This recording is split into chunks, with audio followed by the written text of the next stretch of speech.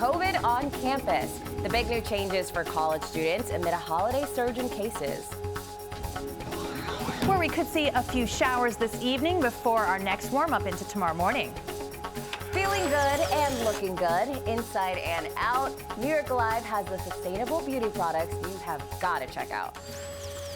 Hey, this is News 4 Now for December 15th. I'm your girl, Kay Ingram. Now, COVID cases are on the rise, something you've probably been hearing a lot about. But now, a lot of college students are scrambling to make adjustments before holiday break, maybe even after, too. Let's start with Princeton. All students will be taking their finals remotely, now due to COVID-19 spikes. The university is also urging all students to leave their campus at their earliest convenience.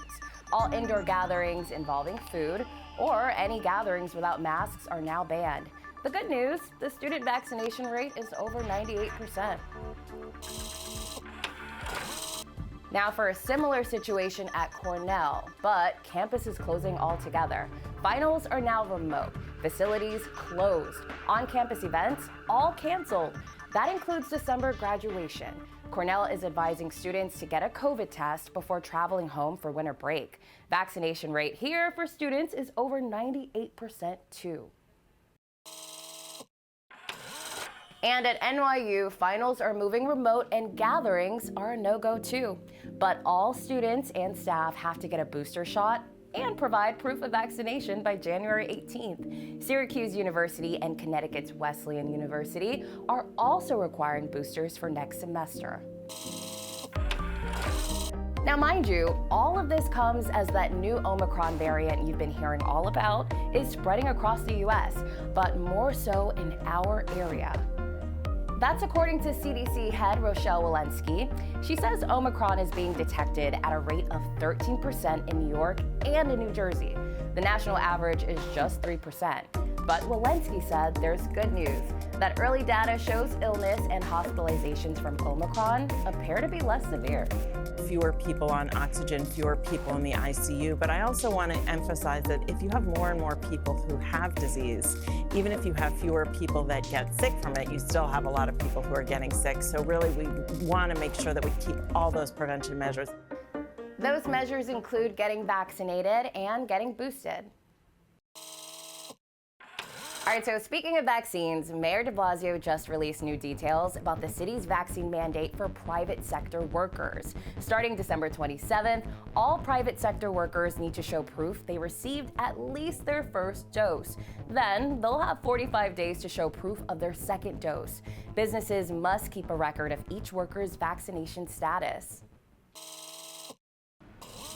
Hi there, I'm Storm Team 4 meteorologist Maria LaRosa. A mild December day. It's going to be a mild December evening and maybe a few rain showers. Light, not everywhere, not all the time, but from the evening into the early part of the overnight. The clouds do stick around, and so pretty gray start to the morning. But one thing is, if you are out in the evening, temperature-wise, it's going to be pretty close to what it will be by tomorrow morning. Temperatures steady, even in some cases rising before sunrise. So we're already going to be off to a mild start tomorrow. 51 for the low in the city.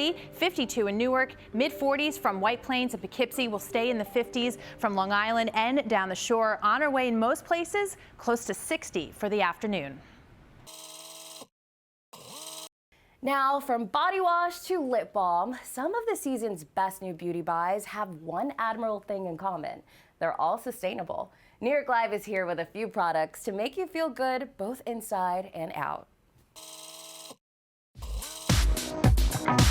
We're all trying to shop more consciously, but there are so many products out there. Lucky for us, beauty expert Liana Blomquist is going to show us some of her favorite sustainable beauty products.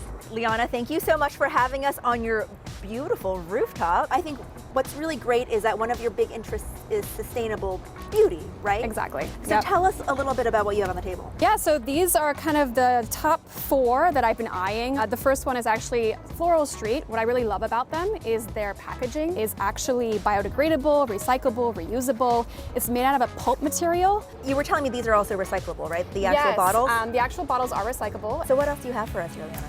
So the second product is body wash. It's a new trend out there, actually, waterless products. And what's great about waterless formulas is you're taking out the extra shipping weight that's associated with it. So the third product is Ethique. These are so cute. Yes, these are so cute. And This is just their lip balms, but they have tons and tons of products like this, and they're all made with absolutely zero plastic. This next one is Petal, and I think everybody's mantra for being more sustainable into the future is to definitely reduce, reuse, and recycle, and that's exactly what Petal does with their kit of reusable bottles and hand soaps. And Liana, this last product is your baby, so tell us about what you've been working on. So this is my Rose Chamomile Gel Moisturizer made with my very own rooftop grown chamomile extract and rose extract. Did you grow it here? I grew it between here and all of my 2 other rooftops. Basically, the real concept around this is that we don't really know where our ingredients come from half the time. What I'm trying to do is bring ingredients closer to home to be a more sustainable beauty alternative to people. Thank you, Liana, for showing us all of these cool products and for helping us combat climate change while, you know, getting a little more beautiful.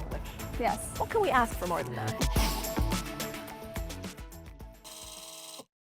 They're cute, they're cuddly, and they're on Paw Troll as members of New York's finest. Their mission? To help comfort and offer emotional support to officers suffering from on-the-job trauma or stress at home. News 4's Mark Santia got exclusive access. Good morning, ladies and gentlemen. Attention. Roll call at the 4A precinct in the Bronx. I'm going to start with my sector. Cops gather, including 2 of the newest NYPD members, Jenny and Piper. Good. These dogs are the first therapy canines in NYPD history. Their mission, officers' well-being. You get a stern look at the beginning of roll call, and at the end when they find out who the dog's about and what they bring to the department, it opens up more conversations. The dog's human partners, who are detectives and peer support counselors, say Jenny and Piper are helping shatter long-standing stigmas about mental health in law enforcement. Having them available as a tool to make that bridge, to connect to officers, it's almost an instantaneous connection that we're making, and it allows them to feel more relaxed. These dogs are part of NYPD's Employee Assistance Unit, a group that stresses confidentiality, and it's what these Labradors bring to the table, or floor, that cops say is making a difference. Just seeing them come to you and to interact with you, it's fun. From family struggles to suicide to on-the-job trauma, Jenny and Piper encourage officers to talk, and these health professionals say they are ready to listen. And having these dogs here just to relieve our stress is, I think, one of the most phenomenal things we've done. Jenny and Piper both have unique backgrounds. We got the dogs from Puppies Behind Bars. It's a nonprofit based here in New York City. They use incarcerated inmates to train the dogs in therapy techniques. And while Jenny and Piper make the rounds, they're also taking center stage in this year's NYPD Police Foundation calendar, available now. The proceeds We support public safety initiatives that help build community engagement between the police and the community, training programs for the police, and mental health and wellness programs. For these dogs, spreading the love and encouraging dialogue, it's all in a day's tour. In the Morrisania section of the Bronx, Mark Santia, News 4 New York. To talk to someone. All right, well, thanks for joining us. We'll see you back here tomorrow.